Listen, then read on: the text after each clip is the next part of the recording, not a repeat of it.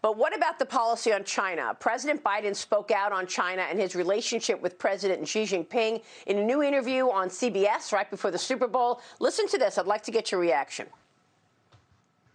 The U.S.-China relationship is probably one of the most important in the entire world. Why haven't you called Xi Jinping? Well, we haven't had occasion to talk to one another yet. There's no reason not to call him. I've said to him all along that we need not have a conflict, but there's going to be an extreme competition.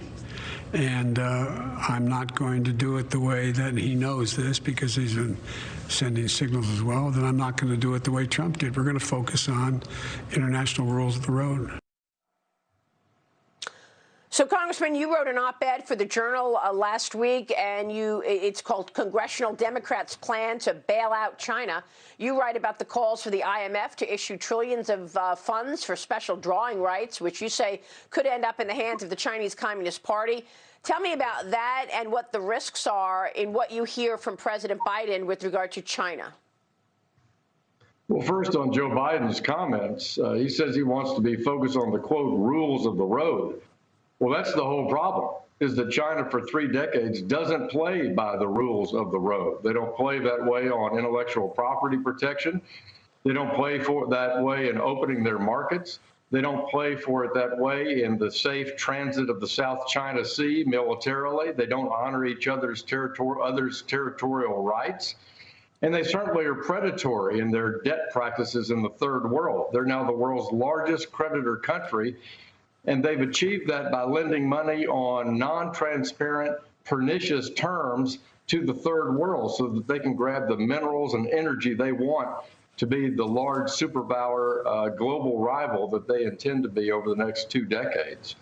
So there's no reason for the IMF to turn around and give them $170 billion, which is what Maxine Waters and Dick Durbin are proposing in this special drawing rights.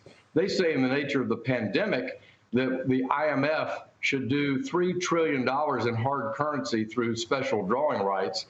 The problem is that can't be targeted. That won't help poor countries, and Republicans have a better way of doing that. Well, Congressman, he just said it's going to be extreme competition. Do you think he's going to hold China's feet to the fire when it comes to all these broken promises? The fact that they've stolen their way to the top, they've stolen intellectual property for so many years. Will he hold them to account for things like that? It's likely more than just a competition, isn't it? Well, if the Obama-Biden administration is any indication, the answer to your question is no. And that's why Congress, both Republicans and Democrats in Congress, have grave concern about China's military buildup, their economic clout and intellectual property theft, not by playing by the trading rules or the capital markets rules. So we're going to hold President Biden account for his China policy.